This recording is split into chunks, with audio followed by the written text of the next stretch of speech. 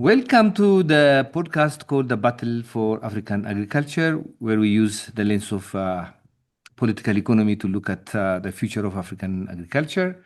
My name is Belay. I'm your host. I'm the General Coordinator of the Alliance for Food Sovereignty in Africa.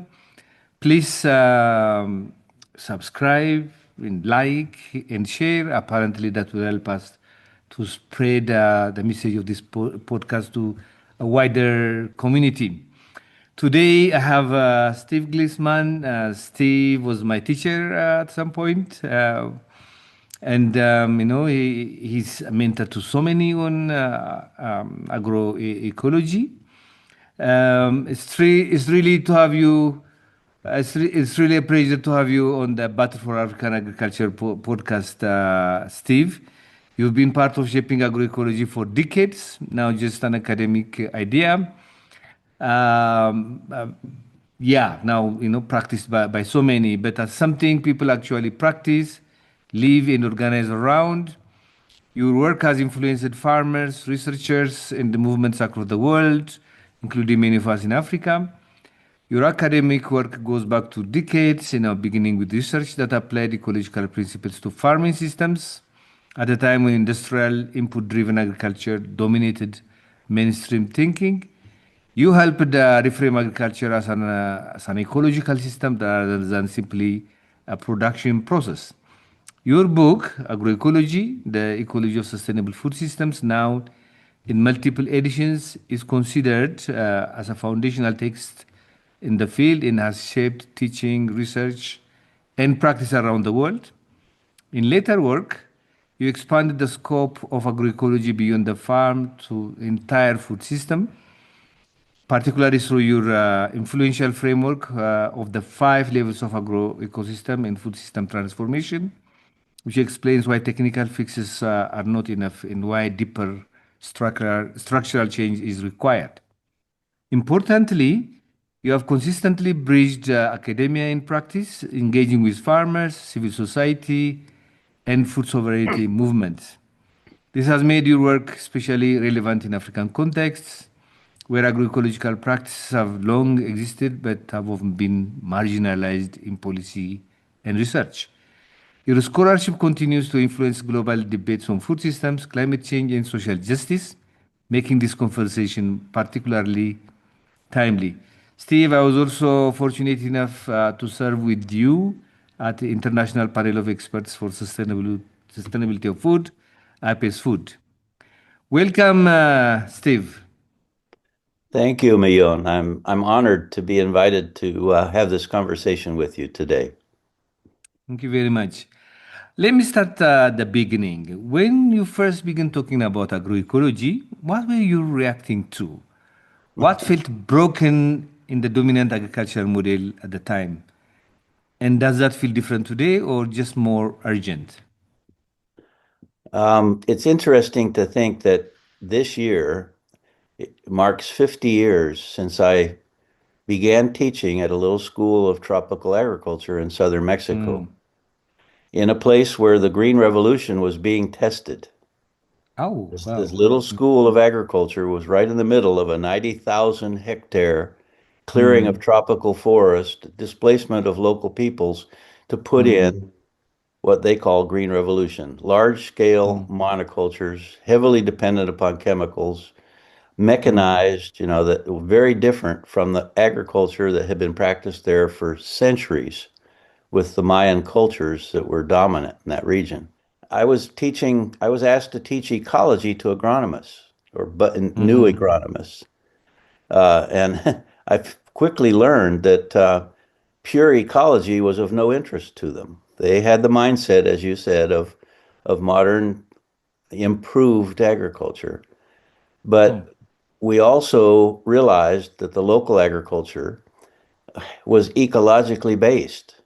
And as we began to work with local farmers outside of this big development project, we learned that ecology was being applied to a large extent. And I'll never forget sending a student out to interview farmers about their weeds, which ones were causing the most problems. And the student came back and said, these people don't use that term. They use Mhm. something called monte, the green stuff out there. And there's good Mm, monte and there's bad monte. And the whole mm, management mm, of their system took that into account. It wasn't something mm. just to consider to get rid of, it was something to manage as part of their system. So that just really turned me Interesting. upside down Mm, as an ecologist in an agricultural setting. And we began to bring ecology and farming together, working with local farmers. mm. Interesting. Was there a moment or an experience that really pushed you in this direction? Oh, when I think one time driving out to the school, which was north of the town we lived in, we saw Mm, these farmers farming in a swamp.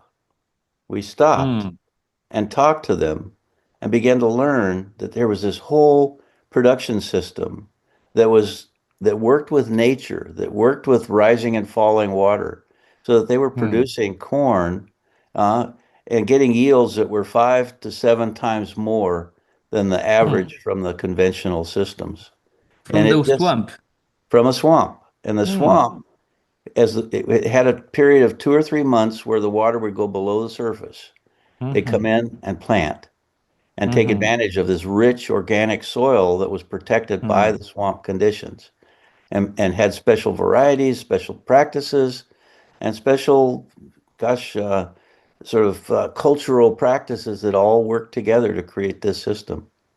And to me, to see a system like that so functional, grounded in working with nature, with ecological concepts of protecting soil, of maintaining a rich, diverse system. It was so different than the big, giant mechanized systems that were failing right before our mm, eyes. mm. Um, you've always been clear that agroecology isn't just a set of techniques. People now talk about it as a science, a practice, and a movement. How do you see those three elements fitting together today? And where do you see tensions, especially as agroecology gains more visibility?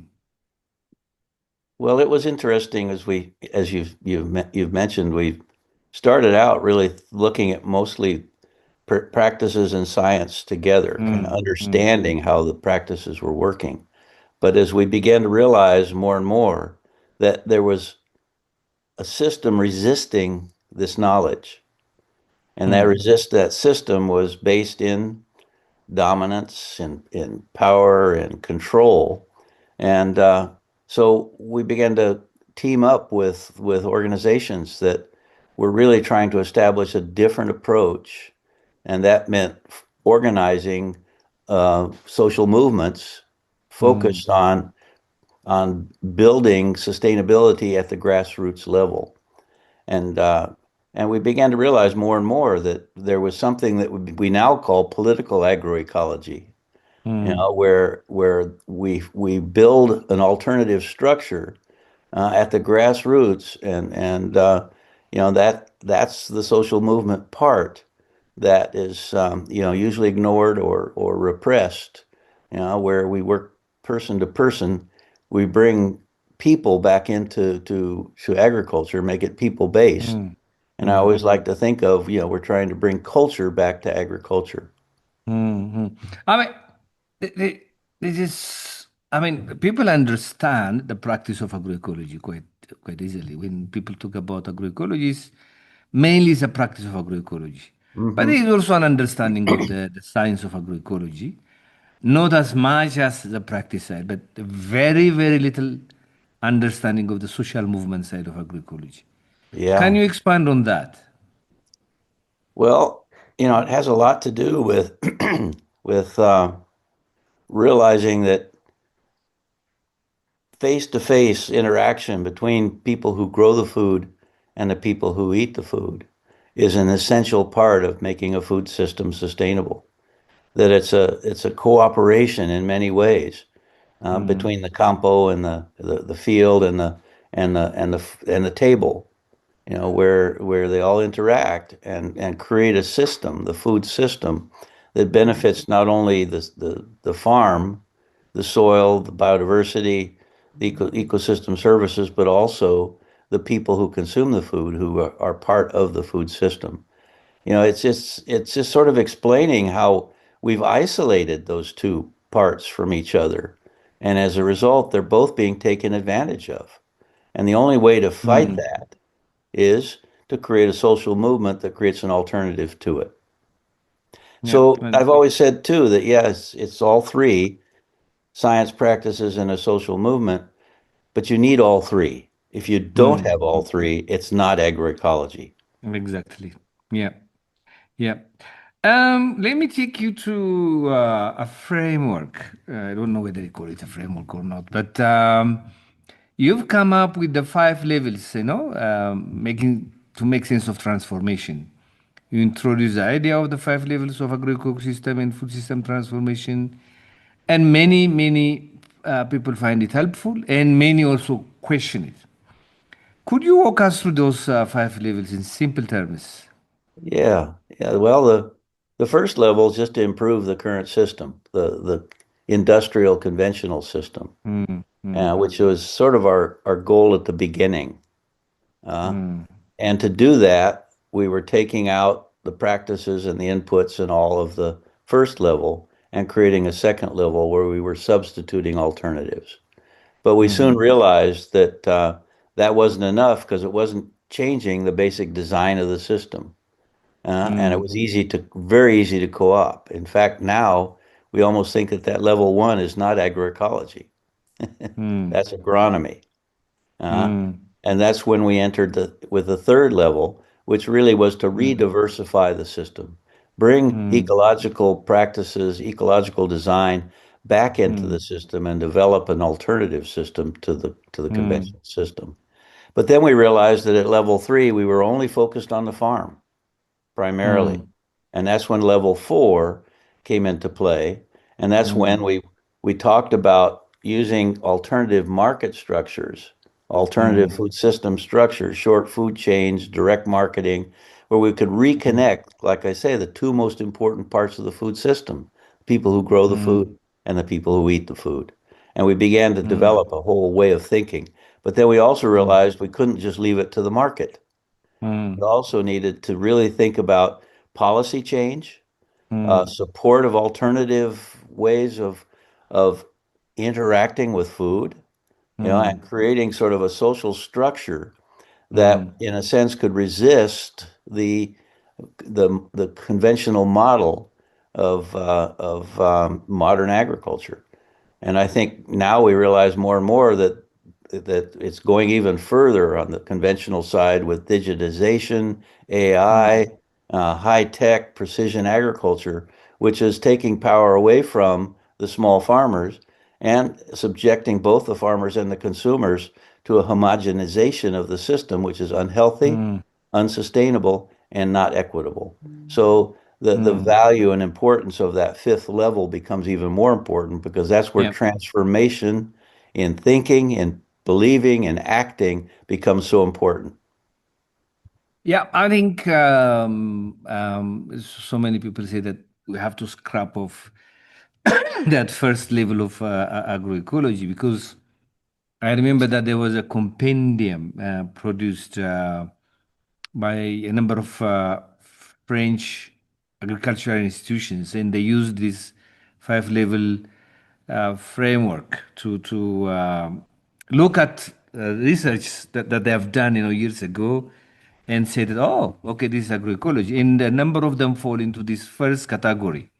Yes. That make it, for some people a little bit dangerous, and also sustainable intensification, Hmm. climate smart agriculture, and some level of conservation agriculture also fall between one and two, Yes. So yeah, what's your view on that?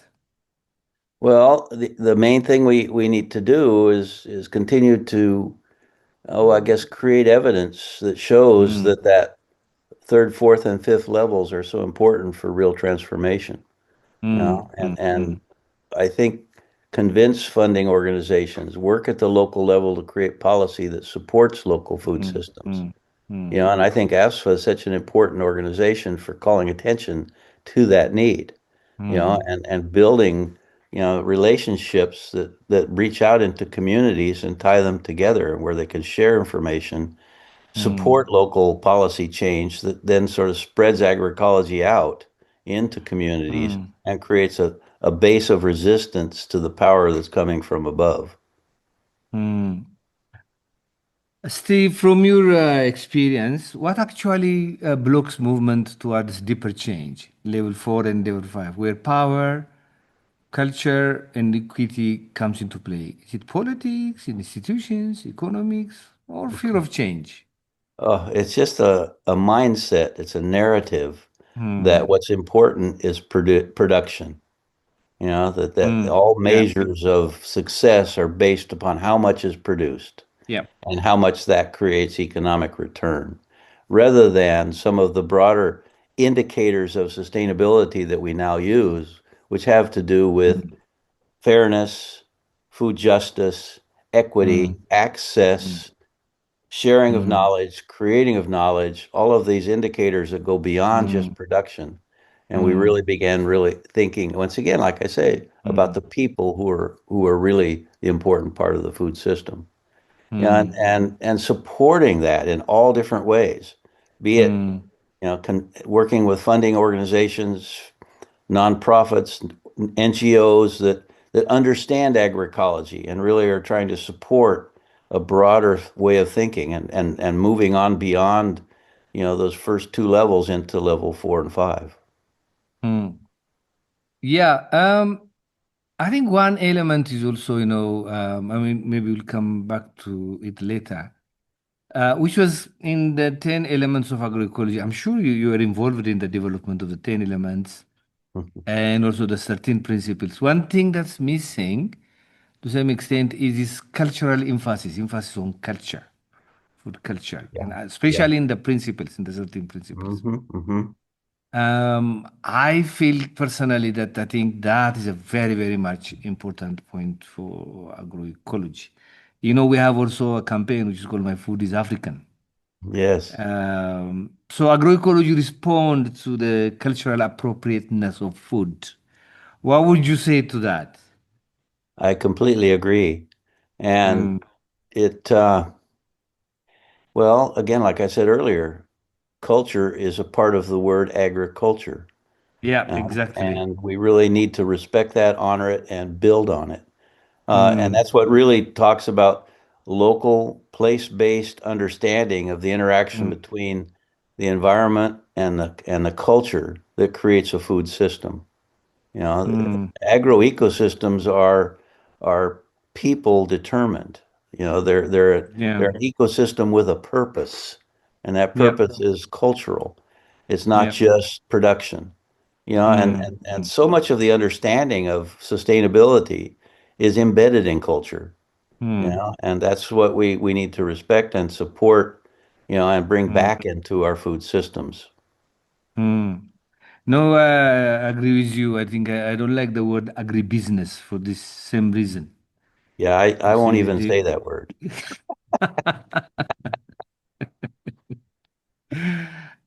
In terms of knowledge, one thing agroecology insists is that farmers are knowledge holders, not just beneficiaries. What needs to change in universities, research institutions, and extension systems if they are serious about supporting agroecology rather than controlling it.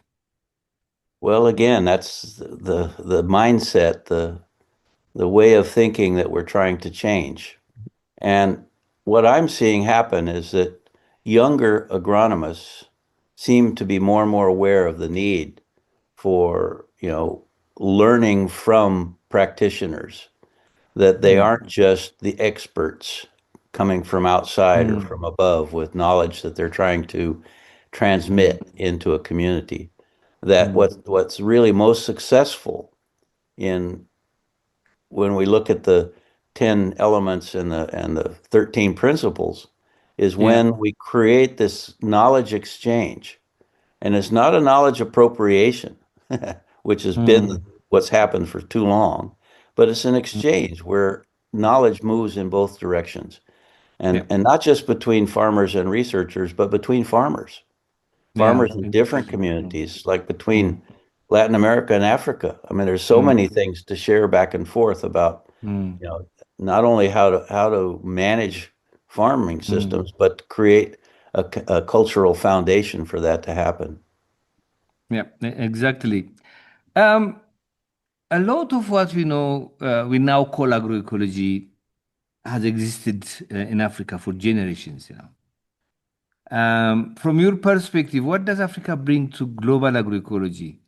Not just historically, but right now. What do you think the world still fails to learn from African food system?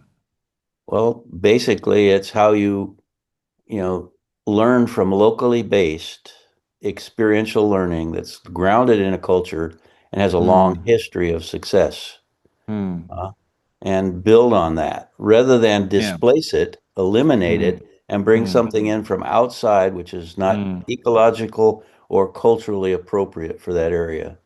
The mm, fact that so many local food systems in Africa retain that ability to be mm, locally adapted, to mm, continually adapt and change to all kinds of pressures, from yeah. climate change to political pressures about around seeds or subsidies of fertilizers or whatever it might Mm, be.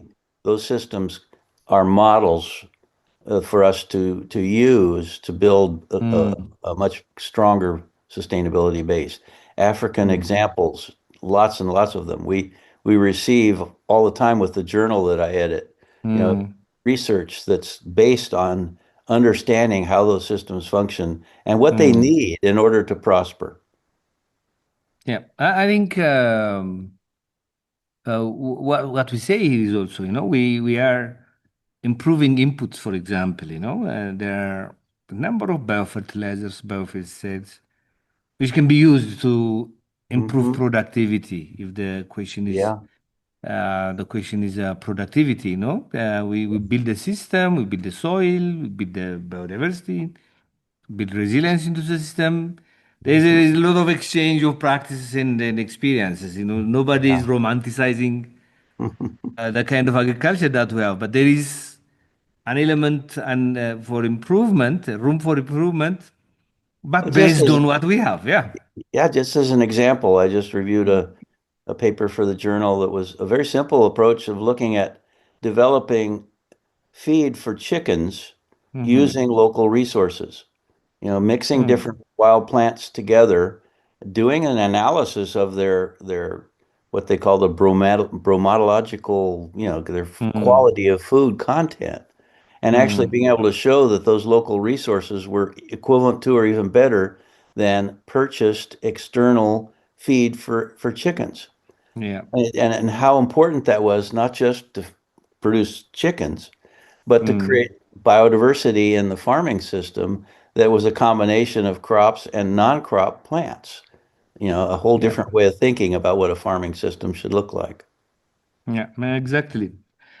In Africa, seeds are deeply cultural. They carry memory, identity, and survival. How central is seed sovereignty to agroecology? And what do we lose ecologically and politically when seeds are treated purely as economic products? Well, when it's purely an economic product, we lose the cultural component, the Yeah. Yeah. understanding of relationships between people and their environment that's Mm-hmm. co-evolved for Mm-hmm. centuries. And Mm-hmm. to ignore that, to eliminate that is it's a crime. Mm, It should not happen. That it should mm, be mm, supported, it should be expanded and mm, become a foundation for, the kinds of food systems that we want to have in the future. mm. But what is seed sovereignty for agroecology? Well, that's kind of the beginning of sovereignty if you really think about it. It's always Exactly. Yeah. amazing to me that lots of people all over the world, even in times of hunger or in times of environmental disaster, a certain amount of seed is saved for the future, Exactly. Mm, and it becomes the foundation of recovery from all kinds mm, of pressures mm, on the system. mm. And it's locally adapted, and it's a Yeah. constant, ever-changing process of Mm, seed selection that only occurs or best occurs at the local level because every farm mm, is different. Every farmer mm. has a different preference. All of that together creates a broad base of sustainability that's grounded in culture. Exactly. One of the most difficult question now, you know, is how do you bring young people into agroecology? How do you make them interested in Mhm. agriculture? The response from the conventional system is, oh, what they like is technology. If you give them technology and some money, then they'll be attracted to Yeah. agroecology or agriculture. What is your response to that? When young people feel and understand the importance of their culture Mm-hmm. and understand how that culture is part of the practice of agriculture, they become more reconnected, reunited with who they are and why Mm, they can make agriculture important. And then together with the development of alternative markets, local food yeah. hubs, kind of a distribution system that brings farmers together with the community. Uh, it Mm, creates different mm, options for young mm, people. They begin to see mm, that not only can they establish a good livelihood, but they're mm, contributing to the benefits of maintaining their own local cultures. mm, That's level five stuff, where we're thinking mm, about mm, really understanding why it's important to have people as the mm, center focus of food systems, not just a market or an economy, especially when that economy is focused on exporting the food to someplace else and leaving a community without the basic needs it has. yeah, yeah. And I see this all the time in young people here in the United States, young people in Latin America, becoming once again, connected to the culture of the food systems that they're part of. Mm, mm, exactly. Um, Agroecology still faces a lot of criticism, as you know. We hear that it's romantic and scientific, or that it cannot feed the growing population. When you hear those arguments, what's your response? Well, we hear them all the time. I agree. Mm, But when you start talking about agriculture being more than just production and all the values that a diverse food system can create, from ecosystem services, to climate change resilience, to keeping people on the farm, developing local mm, mm, livelihoods, and then the evidence base that we're gathering, we're building about the mm, productivity from a broader point of view of a diverse ecosystem, a diverse agroecosystem. We're coming up with arguments to counter, the mm, criticism that agroecology has received. More, for yeah, so long we never had support for this kind of research. And mm, now that research is happening, and a lot of times happening at the local levels with what I like to think of citizen researchers, people yeah. who understand, how to test different options and show how they work. I mean, I live here in Uganda and I go around and see projects all over. I'm just coming from West Africa, you know. I was in Senegal, Burkina Faso, Benin, Togo, and I was in Ghana, and I was visiting farms.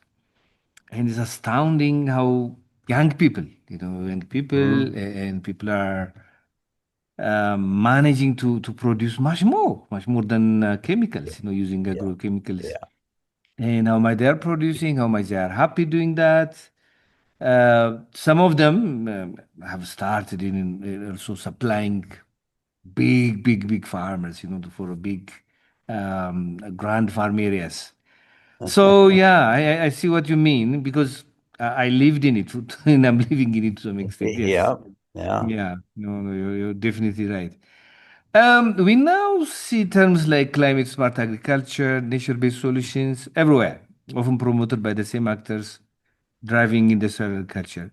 How do we stop agroecology from being watered down or co-opted while still engaging in policy space and institutions? Well, this is where the concept of political agroecology becomes so important as Mm-hmm. we learn ways to and apply ways. I mean, we know what they are, but to apply ways to Mm-hmm. create an alternative that can stand up to the pressures that come from outside. And Mm-hmm. we have gotten a lot better at supporting the issues of culture in agriculture, of social justice, of cultural diversity. I mean, I think Mm-hmm. of the group I was with just last week in Mexico, uh, at what's Mm-hmm. called an intercultural university in the Maya Mm-hmm. region, where the students are learning as much about their own culture as they are about others. And by learning both, they're able to support their own culture in developing sustainability in their food systems. And Mm-hmm. it's so important to understand, how to, um, I guess, build those alternatives, show how they Mm-hmm. work, put researchers and farmers together in the field, learning from each Mm-hmm. other and spreading this knowledge out into other communities. Mm-hmm. It's a horizontal process in a way Yeah. as we create alternatives. We're not gonna, I don't, we're not gonna stop the criticism. We're not gonna stop the pressure from above because that that force is so powerful, both economically Yeah. and Yeah. politically. But we Mm. can certainly create the alternatives and support them from the ground up, from the grassroots up. Yeah. Yeah. Well put. Um, let's talk about power and scaling agroecology. You said more recently that the real issue isn't scaling practices, but scaling power. What does scaling agroecology actually mean to you? For me, scaling is more horizontal than vertical. I Yeah. mean, spreading out and creating a Mm. foundation on its own because of its Mm-hmm. success will begin to move up. And we're seeing this as local communities become involved in their local policy, their local Mm. municipalities, their local governance and stuff. And they take on a certain amount of governments, but it takes organization and it takes networking, Yeah. between Mm-hmm. groups of how to do this and get support Mm. for it. And I think, Mm. the whole idea of networking agroecology out into Mm-hmm. communities is a really important way to resist the pressure from above, to homogenize, to lose local culture in agriculture, to give up on farming. So It, that's what you mean by scaling power. yeah, scaling it out, creating a Mm. foundation that on its own begins to scale up, and it basically Mm-hmm. makes the industrial model obsolete. hope hope that happens, huh? Um, Well, can we're I also quick? seeing organizations Mm. like FAO and others, kind of, Yeah. Mm. little by little. I mean, it's a big step. Mm. If I think Mm. about 10 years ago where we were, Mm. when Mm. IPES was just food was just getting started, Mm. FAO was just trying to bring agroecology thanks to some Mm. folks within the institution, Mm. and it made some big steps. We have to Mm. continue the process of building those steps. And I Mm. think, that's where the agroecology as a social movement is so important, where we Yeah. network organizations in the process of Mm. transformation. So, I mean, this is a rhetorical question. I know the answer, but can agroecology really grow without confronting corporate concentration, trade rules, and political control over food systems? Well, yes, it can, and it Mm. is, with many examples Mm. around the world where the scaling out is happening. What some Mm. people call a massification of agroecology as it Mm. spreads out into communities with things Mm. like participatory guarantee systems of local certification rather than from outside, Mm. farmer researchers, working Mm. in communities, setting up demonstration plots on farms with farmer Mm. involvement. I think Mm. back 50 years ago when that's how we learned agroecology in the Mm. field with farmers using their seeds, their practices, their cultural knowledge as a foundation for the work that we were doing. And that's what we mm, called agroecology. mm. Do you think existing food and agricultural institutions can be reformed to support agroecology? Or does real change require building parallel systems, markets, knowledge spaces, governance from the ground up? Um, I'm not quite sure I understand the question. Could you Yeah, yeah, okay. give me that another Um, way? yeah, one way is changing the system, Yeah. the existing system, Hmm. People have a different approach. Some people say that, we can convert these institutions from inside out. And some people say that no, it's rotten to be inside, so we have to Yeah. put the pressure from Yeah. outside. There's Hmm. one thing, but focusing on the system. Yeah. But there are others also who are saying that we have to actually create our own system from the outside. Spreading practice, what you are calling scaling power, probably. Yes. So Yes. that's where my question is. Hmm. Well, again, the idea of trying to change the system versus creating an alternative to that system. Mm, And that alternative has the power to become the model that makes the current system obsolete and forces mm, it to change. uh, mm, because the power at the base, creates independence or creates sovereignty that is so important for maintaining, the foundations, the cultural foundations of food system sustainability. You know, mm, and this is where networking is so important. Where you build relationships. I know in mm, Mexico, there was again discussions last week in the group that we were with, how there are little nodes of agroecology around the country, but they're mm, not connected. mm, How do we move beyond mm, the challenges of creating these networks that begin to have power for mm, change? And mm. that to me, and not just within a country, but between countries. And that's where I think Exactly. UFSA's, you're doing such important work in Yeah. Africa, linking those organizations together, Yeah. and creating a power to resist the modern industrial approach. Yeah.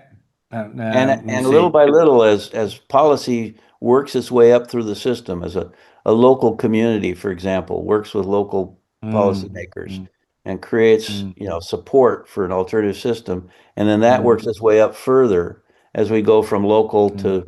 to regional to national to even beyond that in this change process. And we're somewhere in Yeah. that scale right now of moving up, I think, Yeah. Slowly but surely. but it needs to go faster. Yeah, yeah, yeah, definitely. We're losing quite a lot. But Yes. my last question goes to that. When you look at climate breakdown, biodiversity loss, and inequality, what still gives you hope? And what message would you leave with African farmers, movements, and policymakers who are right now engaged in the battle for African agriculture? Boy, what continues to give me hope are the young people who Hmm. who understand, the need for being part of the food system itself, Hmm. that really want to support their local communities. Hmm. They want to be farmers, but they also want to be more than farmers. They want to be Hmm. change agents. They want to really create the Hmm. alternatives we're talking about that scales agroecology out into communities and Hmm. beyond. Uh, and those young people are also moving beyond the farm into positions of Hmm. I guess we call it power, Yep. Yep. local power, and supporting their communities by doing that. Hmm. It's hard work. It needs networking with broader organizations, social movement organizations, but Hmm. I see it happening. Hmm. We're going through a critical time right now, and I think Hmm. the most recent IPES Food report on the impacts of AI digitization Yeah. and Yeah. precision Yeah. Yeah. agriculture is so important because it's really mapping the directions we need to take to Yeah. confront power with an alternative to that power.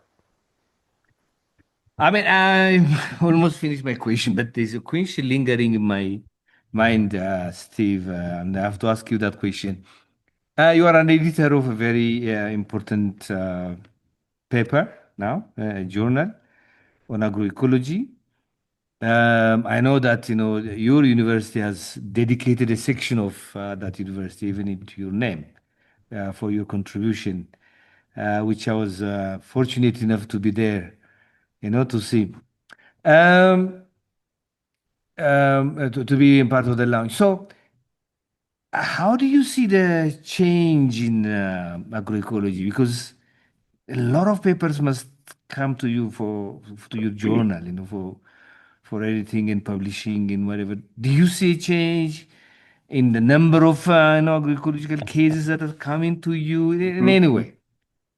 Oh, it's just in the last 2 or 3 years, the volume of papers we're receiving for consideration in the journal has doubled and even tripled. And it's Wow. almost Okay. I'm struggling to keep up.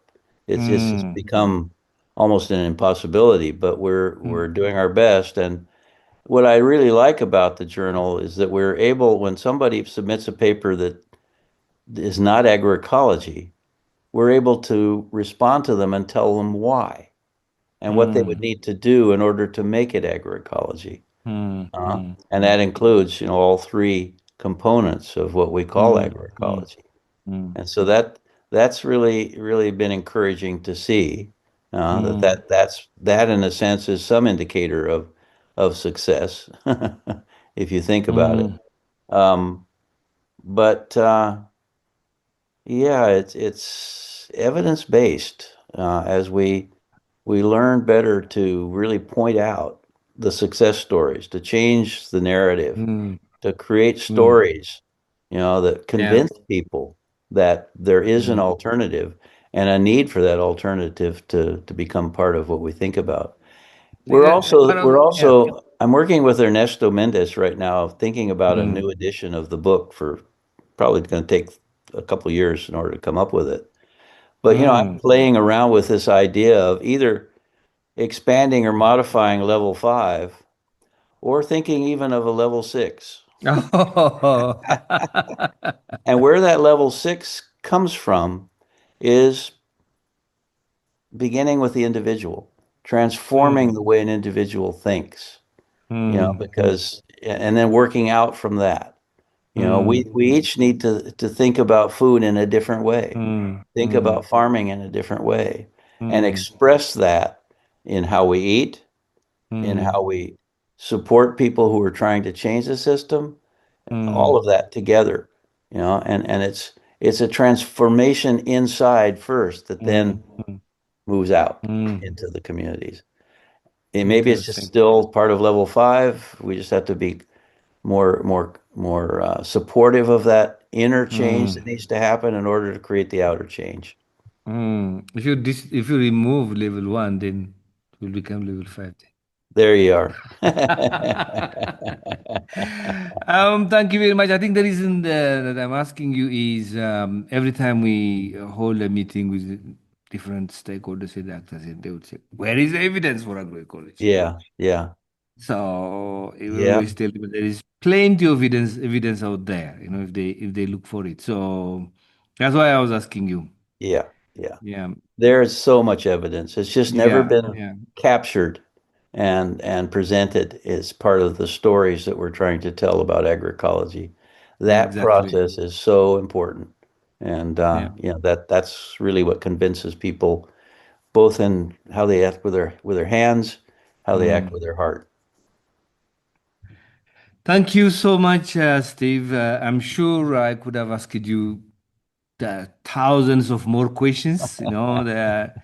I don't think a 45-minute interview would conclude, what you have. I hope that we'll come back together in the future and have some Yeah. more discussion around Yes, I this hope so too. agroecology. And it Yeah, has been an amazing journey, and we yeah, still have quite a bit of distance to go. And Yeah. I really appreciate all the work that you do and your organization does in Africa, in your Thank battle you. for African agriculture. Thank you. Thank you very much. Thanks a lot. I do really appreciate you taking the time. Early morning, still Yeah. dark in California. Yeah. Well, Thank you. I'm happy to have been here with you and look forward to continuing to build our relationship over time. Thank you. Thank you, Steve. Cheers. Cheers.